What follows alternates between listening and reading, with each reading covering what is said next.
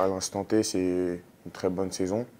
Après, si on prend en général et on revient du début, c'était un peu une saison avec des dents de crocodile, on va dire. Enfin, c'était des hauts, des bas, des hauts, des bas. Et on a su relever la tête en 2021 et assurer, on va dire, une quatrième place pour l'instant. Bah, il est venu avec son ADN, il est venu avec ses idées. Après, il fallait s'adapter. Et au début, c'était pas facile. Et au fil des matchs, et j'entends même des journalistes ou des supporters le dire à la fin des matchs, on a vraiment une ligne directive qui est l'intensité, l'agressivité. Ça se voit. Du coup, je dirais qu'il nous a apporté plus de passion, sans dire qu'il n'y en avait pas avant. Il y en avait, mais on s'est plus basé sur ça pour construire une saison. Il est très tactile. Enfin, quand je dis tactile, c'est qu'il vient beaucoup parler aux joueurs individuellement.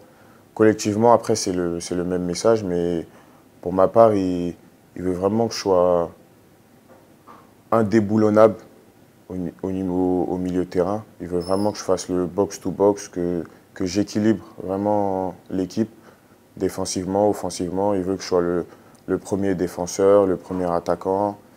Il veut que j'équilibre, que je sois là sur tous les ballons, que je sois attiré par le ballon. 90 minutes, une machine, comme il m'appelle souvent, mais je ne le crois pas. Et voilà, après, pour ma part, c'est ça. Après, pour d'autres, je pense qu'il doit demander d'autres choses, mais il est vraiment proche de ses joueurs. Et c'est ce qui fait sa force, ouais. Bah, la jeunesse, ça apporte du plus à toutes les équipes, je dirais. On dit souvent que les jeunes, ça court. Les jeunes, ça a de la fougue. Après, le coach a réussi à faire une bonne osmose avec les cadres du vestiaire. Cesc Fabregas, Wissam Ben Yedder, Djibril Sidibé, qui ont beaucoup d'expérience.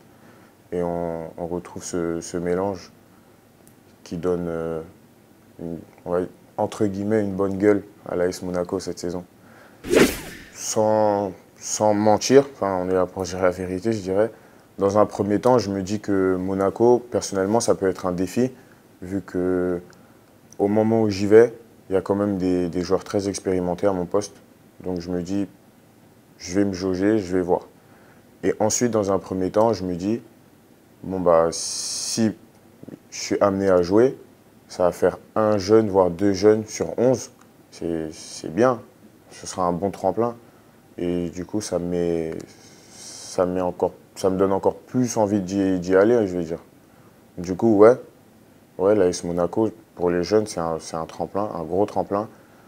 Et je suis très content même de mon équipe, vu qu'on doit être 5, moins de 23 ans, 5 ou 6 par là.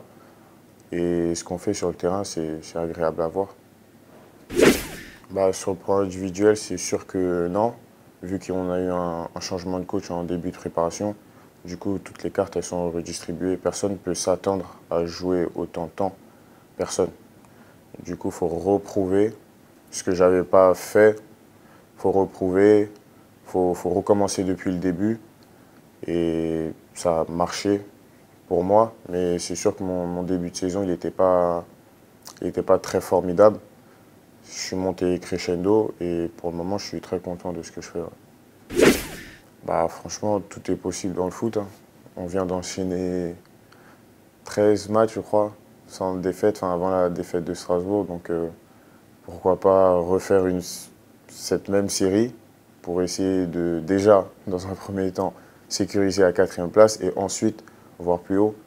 Je pense qu'en haut, ça leur mettrait la pression et ça nous fera une bonne fin de saison. Sur le terrain, on peut que écouter. On peut que écouter parce qu'il y a des conseils, c'est fluide. Et dans la seconde où tu appliques son conseil, et bah, tout bêtement, ça marche. Du coup, tu te sens obligé de l'écouter. Et ce qu'il fait avec le ballon, sans le ballon, juste derrière toi, t'as presque envie de reproduire la même chose.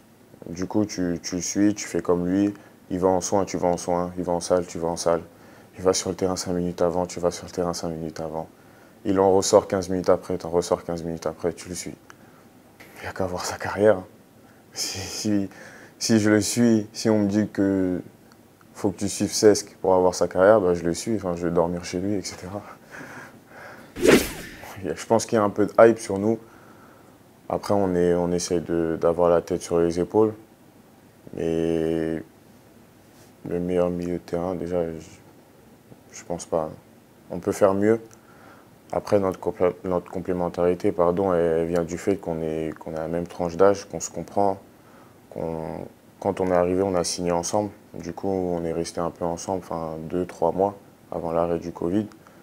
Et après, sur le terrain, ça se ressent. Enfin, je sais comment il pense football et il sait comment je pense football. Du coup, et limite, j'ai l'impression de me voir en lui. Enfin, même gabarit, même caractéristiques. Il est costaud, il peut casser des lignes avec le ballon, sans le ballon, avec des courses. Il peut faire des allers-retours. Du coup, dans ma tête, je me dis, bon, bah, je le fais cette action et je sais qu'Aurélien Tchouaméni va le faire juste après. Du coup, c'est un coup toi, un coup moi. Un coup, c'est moi qui va prendre le jaune. Juste après, c'est toi, c'est comme ça. Comme la plupart des jeunes, mes modèles, c'était pas des milieux de terrain, je dirais. C'était plutôt Ronaldinho, Van Nistelrooy, Van Persie, etc. Didier Drogba.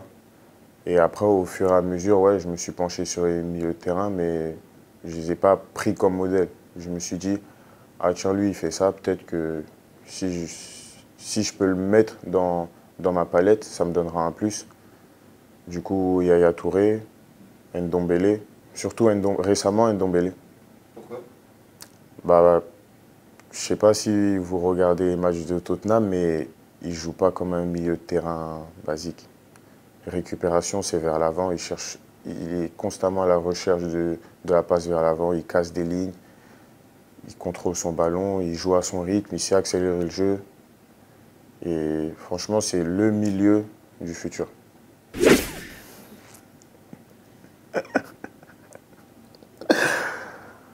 Intérieurement, oui. Ouais. Intérieurement, oui.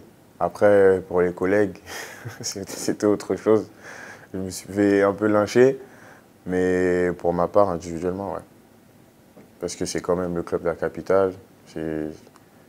Enfin, quand je regardais Paris, c'était pas les mêmes joueurs, mais c'était le même écusson. C'était cette équipe-là.